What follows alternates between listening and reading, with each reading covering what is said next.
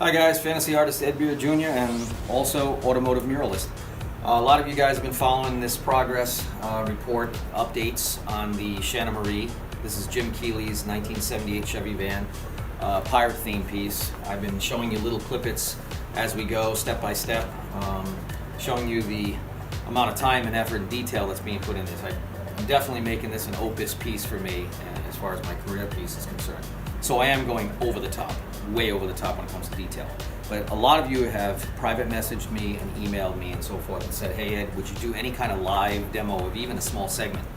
So that's what we're gonna do. I'm working on one of the collars of the pirate jacket here of JP, Captain JP. So I'm gonna show you how I work this from the darks to lights. So we're dealing with a black van, so we're working with a black base, and I'm gonna bring out the shadows and the highlights.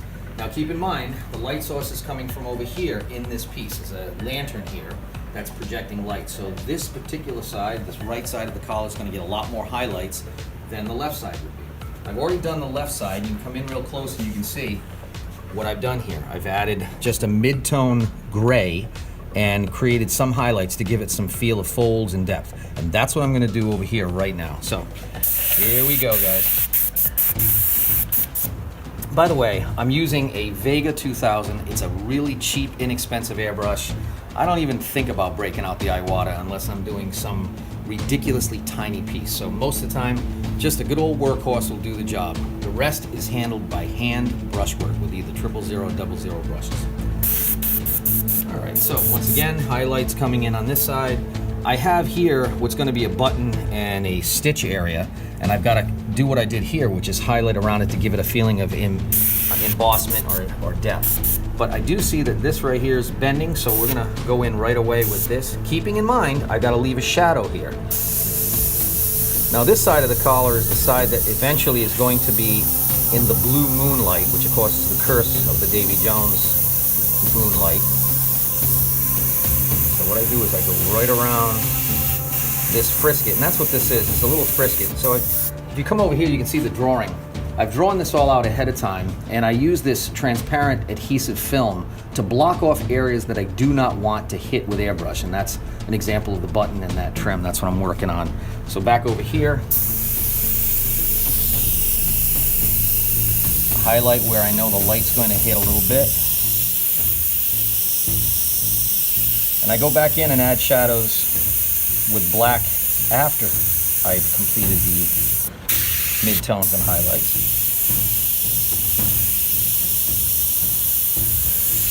You know, this is a really painstaking process because I'm making sure that every possible crevice is handled. You know, realistically, you could get away with not doing most of this that I'm doing, you know, the hand brush work and whatnot. But then again, it wouldn't be the super high detail magnification, break out the magnifying glass work that I am known for.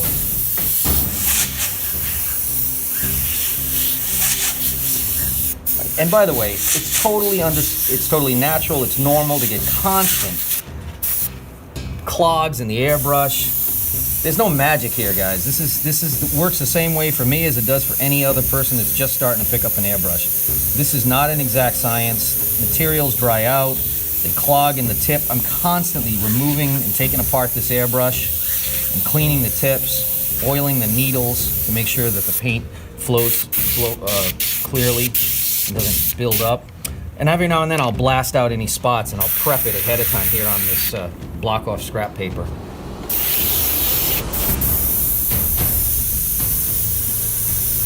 And a lot of times I'll just go over it and over and over and to build it up. Because again, we're dealing with a black base, so it takes a lot to build it up and get those colors to work.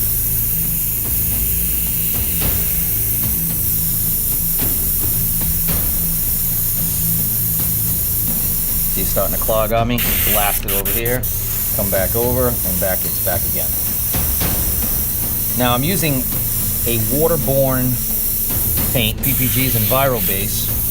I got out of using solvents quite a few years ago. I just couldn't take it, my lungs couldn't take it. And ever since they've been working right on the lines of the big automotive companies, it's been fantastic. They've really mastered the development of the water-based products.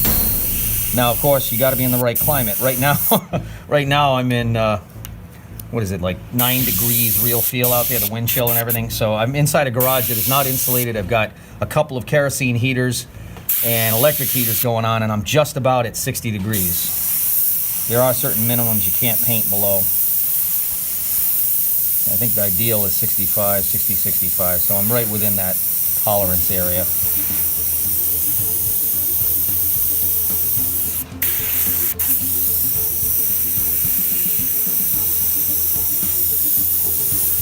I'm just going to fade this out, leaving just enough for the shadow of this color here. And then when I go in and put the highlights in, I'll bring that out a little stronger. Blast again.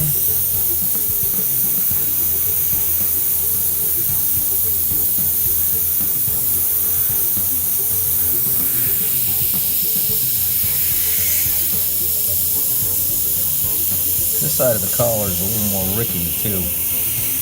It's going to have a lot of mollusks, mussels, and different types of aquatic life growing off of it because, again, it's that undead side.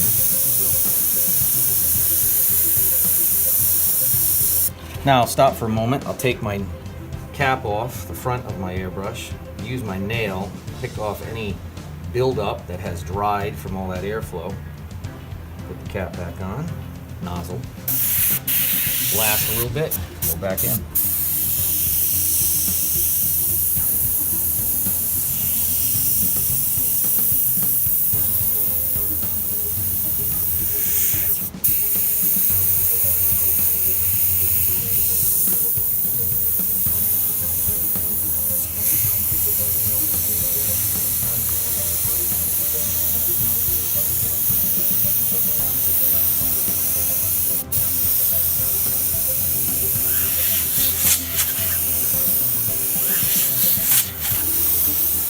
Now, just like over here, I've got these little, like, you could say airbrush balls going on. That's kind of the trim of the leather work. And I'm going to put that in over here now. So I'll start with up here. And these are just slight impressions for now, because we're going to go in later with the brush and detail them.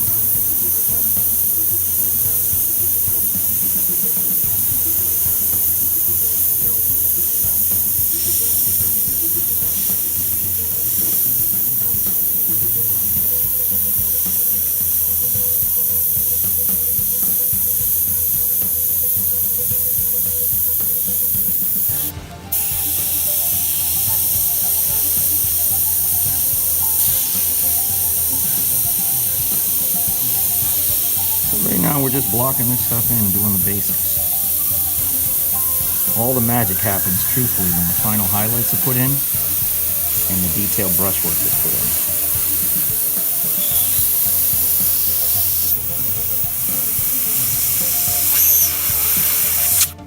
Okay, now I go back in the highlight line.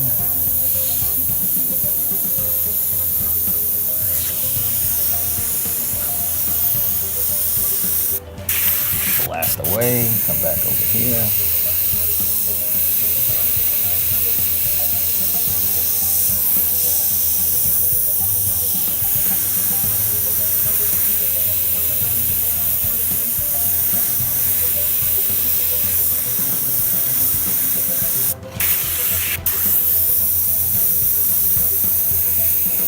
Looks like it's time to clear the nozzle again. And this is just like a ritual. Now, not only that, every now and then you got to go over, take the paint out, filter it, thin it out a little bit because it will start to get a little heavy, too thick in viscosity to run through the airbrush. A lot of maintenance that goes on with airbrushing. I don't care what you're using. Iwata, Pash, or Pache, Crescendo, whatever you use, don't matter. It's going to do this. That's the nature of paint. When air is blowing through it.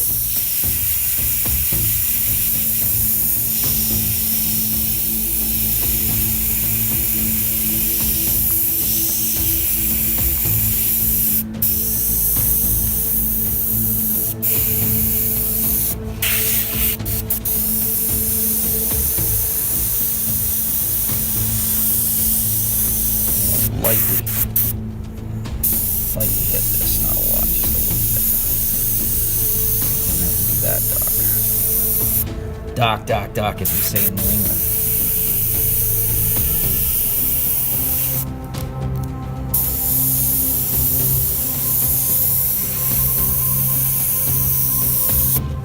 Okay, so that is pretty good for the base as far as the base is concerned. I'm now going to go back in with the highlights, and you'll see how the magic goes another level. Working on stage 2 of the collar on this Captain JP of the 1978 Chevy van that I've been working on for JP and for Jim Keeley. So the last video segment showed me putting in your basic grays over the black base of the van. I want to mention too that anytime you're adding color on top of a black base, it's always going to get absorbed and be way darker than it started off with in the jar. So you have to calculate that in when you're mixing your colors. So I laid in the base gray to give some highlights and some shape to the color. I'm now going to put the highlights in, because again the light source is coming from a lantern that's right here projecting this way. So I've come up with a light yellow cream, and that's going to be my highlight color that I'm going to start to add in right now.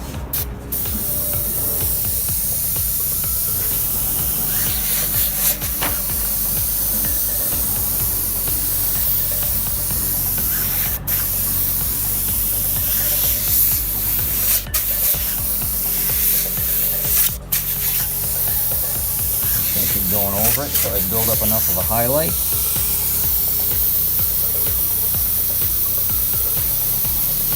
Now, one thing about whites, they tend to be a lot heavier, they're more opaque, therefore they'll sometimes spit. These are the things you got to deal with, and you got to go over it and clean it up. Again, if things start to get a little too heavy, you just stop and you go back over and you thin it out. And try to get that correct consistency before it gets too thin and starts to splatter and web and spider.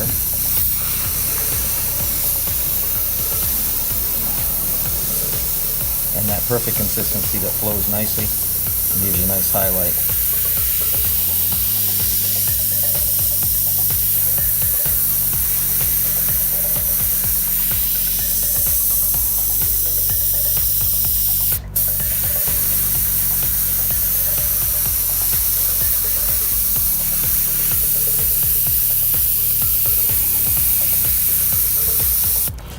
Clean it out a little bit. So I blast on the side.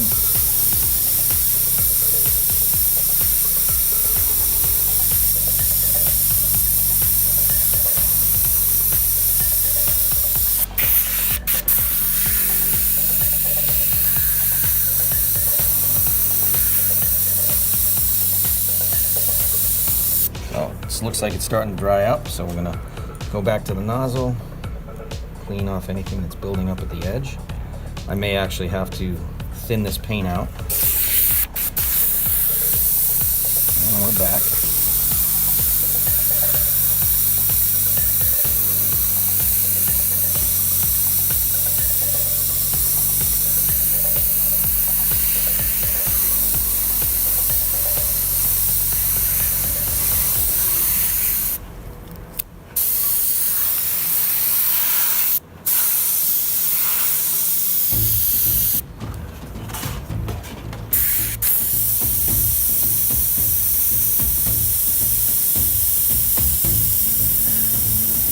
Now I'm also on this side getting a lot of blue highlights. If you look up here, it goes from yellow to the blue tints on the hat, and those blue tints will have to be incorporated a little bit into the edge here where it folds over and all the way down that beaded trim.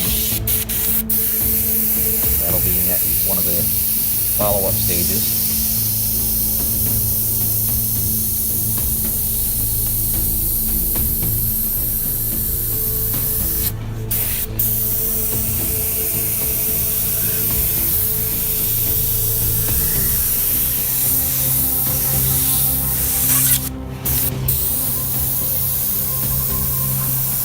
One of the things I like to do is I like to cross-check the coloring and how light I'm getting compared to something else. So this is the color I'm matching. I'm trying to match the upper color. So as you can see, I'm going to be putting in some more yellows after the fact, because right now this is far more yellow. I also have some brown and reds in there. Those will all be added, but right now I'm just working on the highlight. So I'm using a much more white base. I can go back in and tint, no problem at all.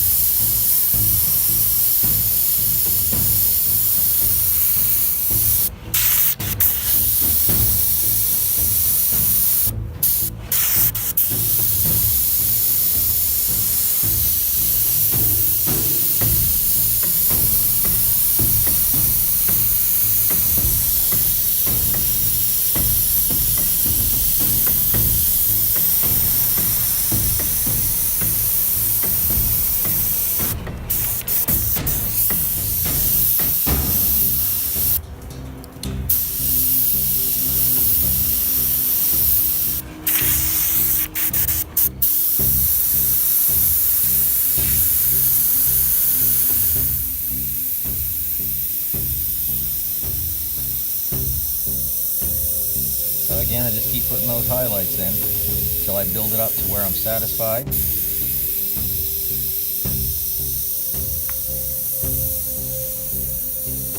Now, stepping back, you can see again, it's still not that warm yellow, but that's okay because right now I've just gotten some highlights in and I'm pretty happy with what I've got in highlights. Now I'm gonna go on to this side, which again, just incorporated the gray midtones that I put in, and I'm now gonna put in some more highlights.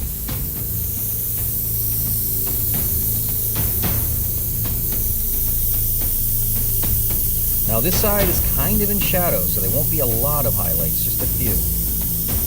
Just a touch of it. Because again, the light coming in from this side, it's only going to be kind of hitting up here, so I've actually started to put those highlights in right there. Highlighted those beads.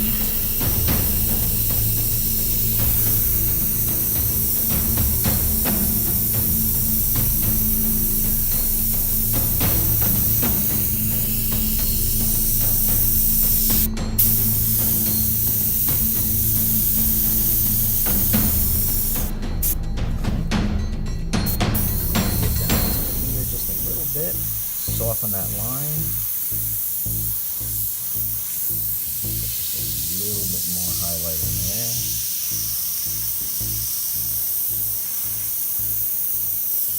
Widen that highlight just a little. Now, I started doing this little bead work. I'm going to continue it.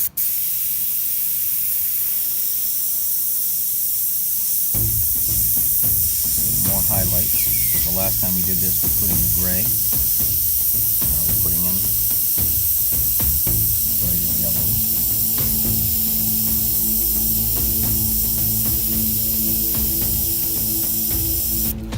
Now, again, cleaning the nozzle, something you got to do all the time.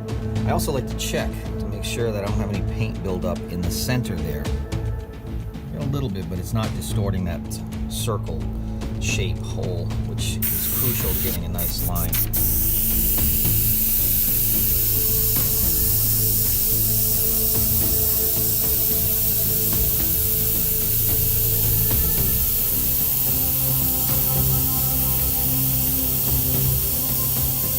Edge of the collar is what's going to hit a lot of light.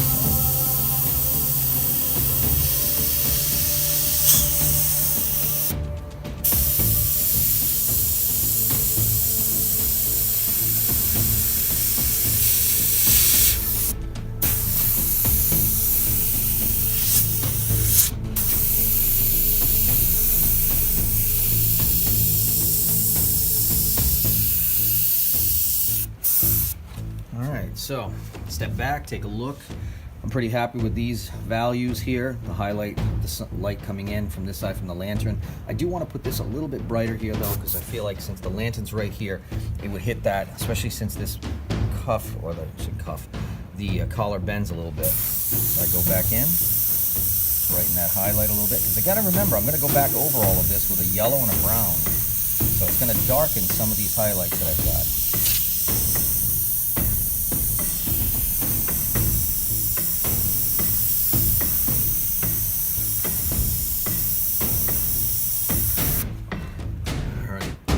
Alright guys, we'll check with you in a few minutes.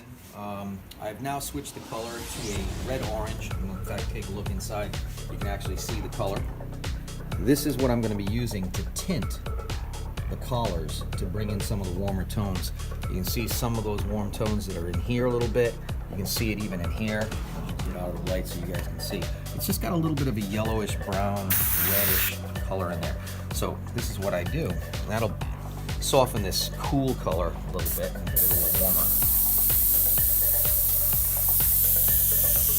It's not everywhere, but I put it on the dark side, a lot of the shadows.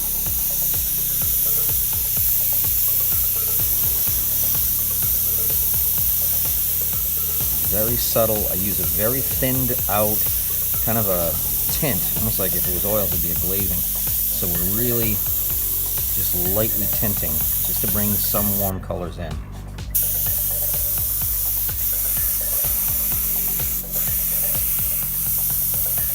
And here's an example. I'm trying to match this. I'm doing my best to, this is what I had done prior, the upper collar and now the lower collar. So I think we've got a pretty good combination there. We got some of the same colors picked up. Now I'm gonna go over to the right collar, his left, and I'm gonna add some colors in here. That brownish orange. Again, just warming it up.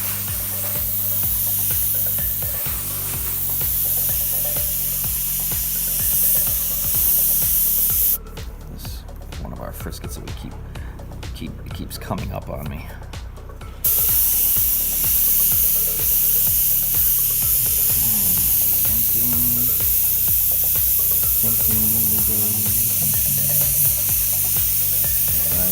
even in here, I'll bring some of that.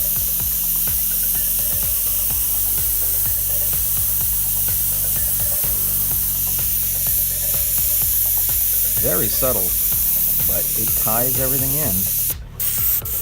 And by the way, I'm using a color cup on this because it's a very small amount of paint. I don't need to have a bottle jar with a siphon hose. And I use a bottom feed airbrush most of the time. I do have an Iwata SBS side mounted color cup.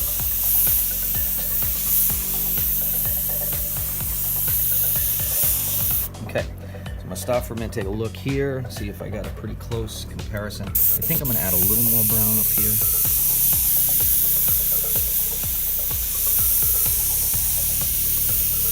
So don't forget, this is the side I'm gonna add a lot of blue tints.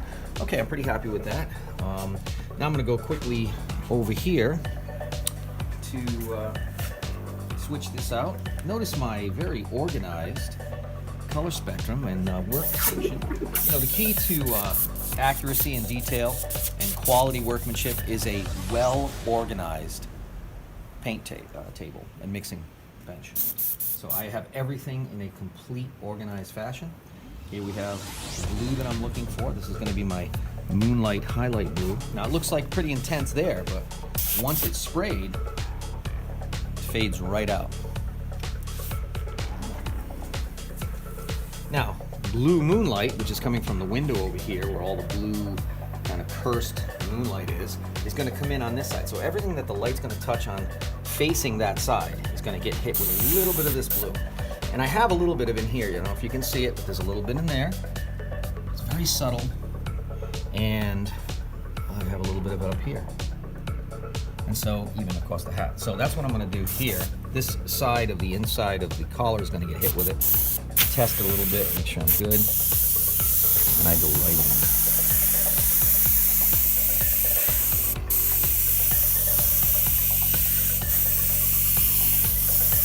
Helps me create another fold too.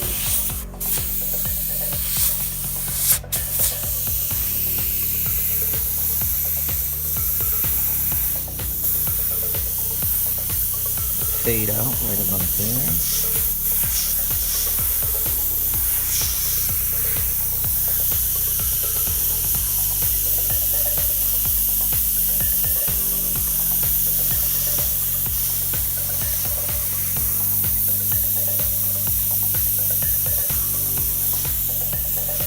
That's about right. Now we're going to go over to this side.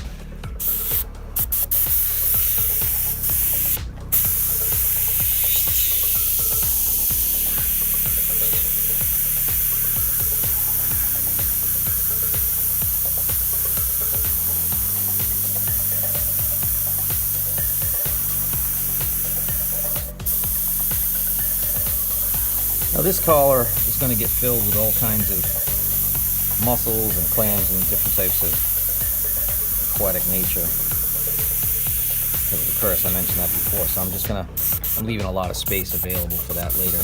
Now I'm going to go into these beads because this is going to get hit with the high blue, the strong blue. I'm going to pull this tape down a little bit. There we go.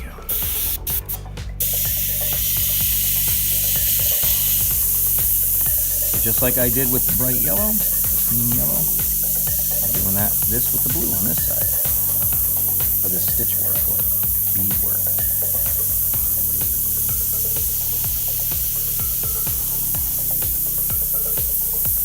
And again, after I go back in with the brush, that is the fine liner, all this stuff will really pop. This is kind of like your secondary stage, kind of a multi-staged process. But that's the difference when you use your Friscuits and you use the actual line brushwork on top of the airbrush, you get a really super clean, crisp line.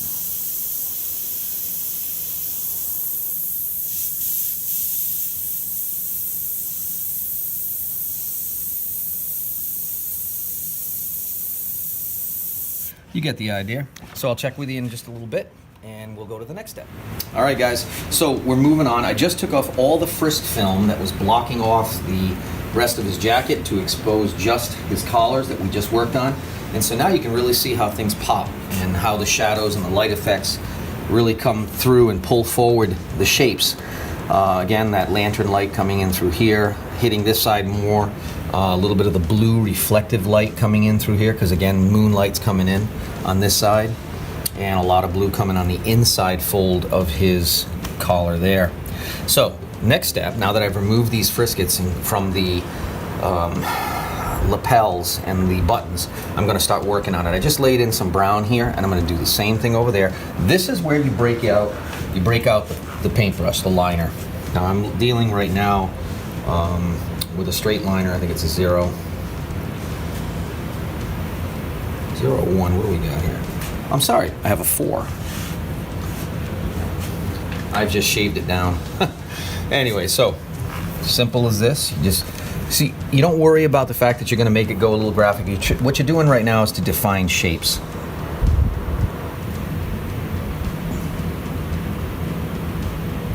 I'm also going to have a lot of blue on the opposite side.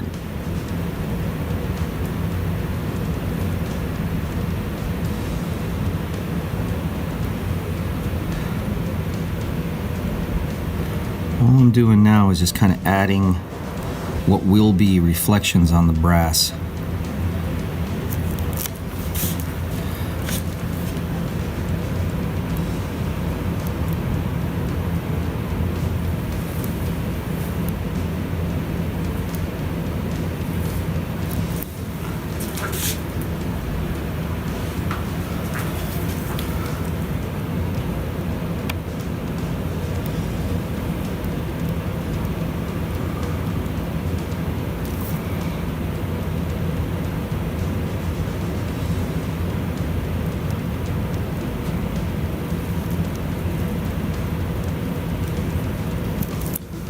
Okay, so that is the first coat, which is just basic brown, and that's going to let this dry a little bit. Then I'm going to go back in with a secondary color just to define lines a little more, following that up with the blue reflection specifically on the button on this side, and on this side we're going to highlight with the lighter tones of the highlight, that cream color that we had before. And again, it's all brushwork at this point.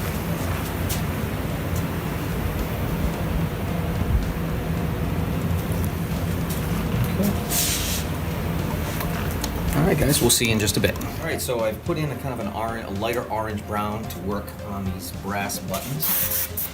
I'm going in with the airbrush to take that work that I did with the liner brush and kind of highlight it up. We got a few more stages left to go when it comes to the lining work, but for now, I wanted to show you the stage. It's almost like an orange.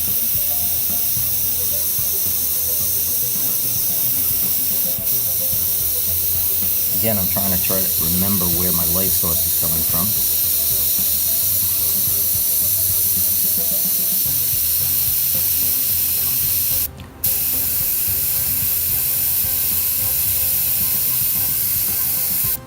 All right, now I'm going over to the other side.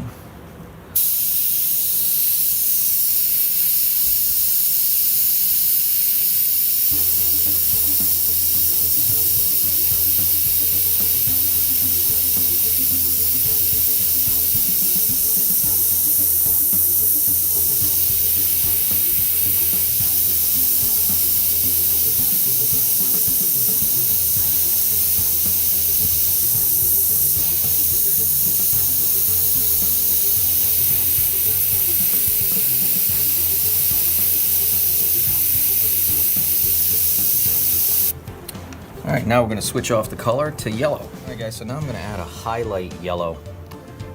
It's got a little stronger yellow in it. It's not quite a white or a light cream, but it's just got enough of yellow.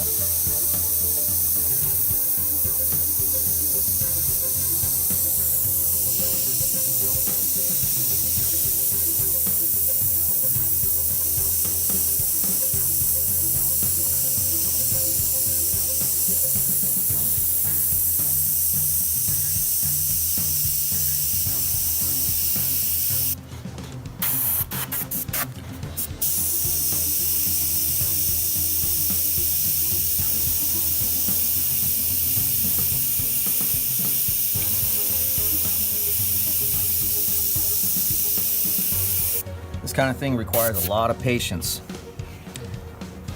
You gotta wait for it to build up slowly. Slightest move, pull too hard on that trigger and you blow it. Gotta wait for that airbrush to just kick in just enough.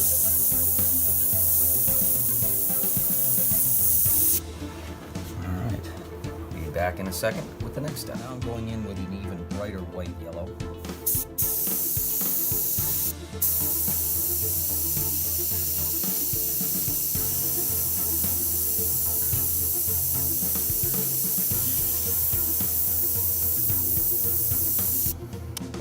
Side.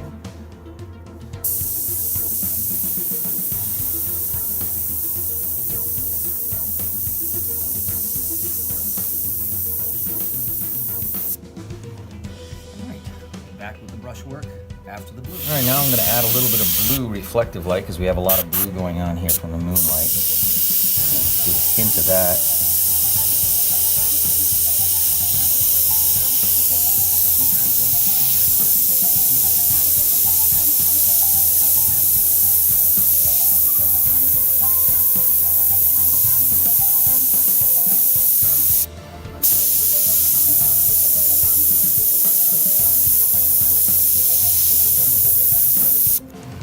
And there you go.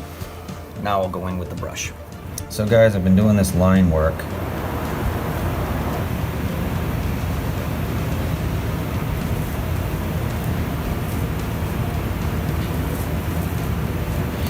And all this is a little bit of crispness.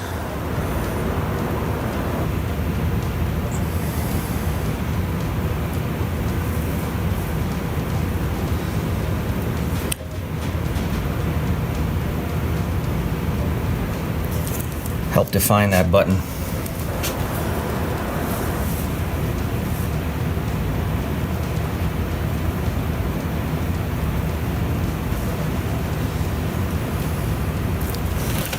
So there you have it.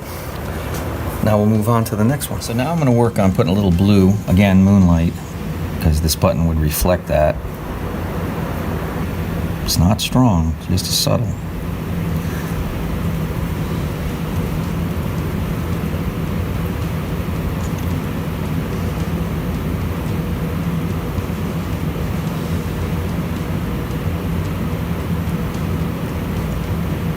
Just like that.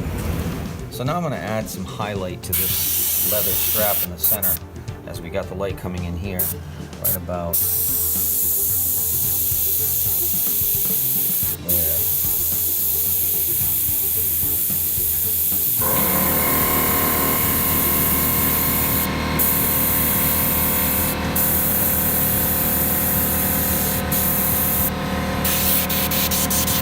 don't worry about a little overspray because you're going to go back in with your fine liner.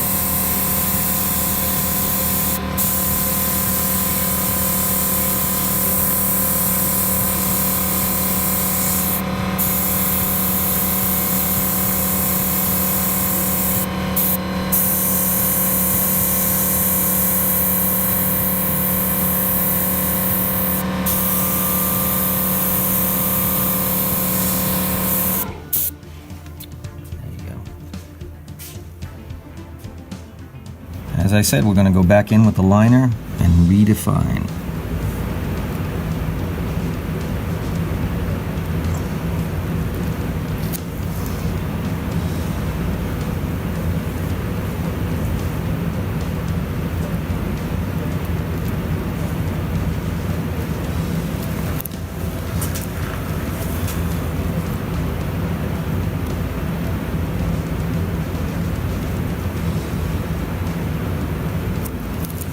Like that.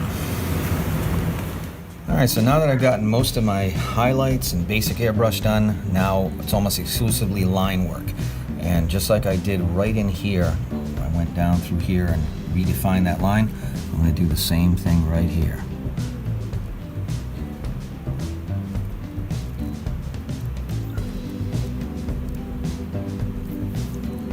So this is what gives it that crisp look. Extra little attention to the line details. This is also what takes an enormous amount of time. But you don't do it, it looks great from 30 feet away, you're not going to do the magnifying test unless you put these kind of details in.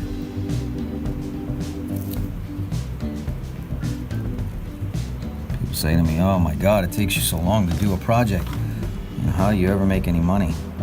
Well, first off, I don't do any projects unless they're big dollar projects anyways, because you're absolutely right. The amount of time it takes would simply be not cost effective. Doesn't make any sense. This kind of work is for the client who wants the best out there. They want to be the ultimate trophy winner. They want, upon incredibly close inspection, to blow people's minds away.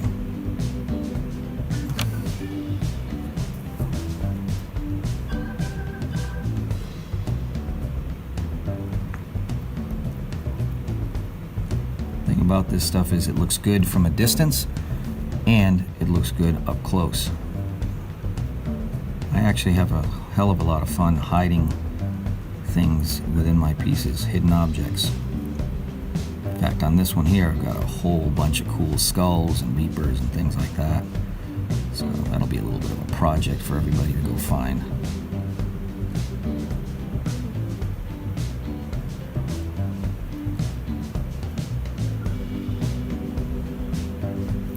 Anyways, that's the idea. And now I'll go back in also with this after I've done this line work and redefine these lines once I've finished with this part of the jacket with a bright blue highlight, kind of like this line up here at the hat. So that's got to be done on all of these outer edges because that's where the moonlight comes in. So this is yet still not finished, but it gives you certainly an idea of where we're going with it.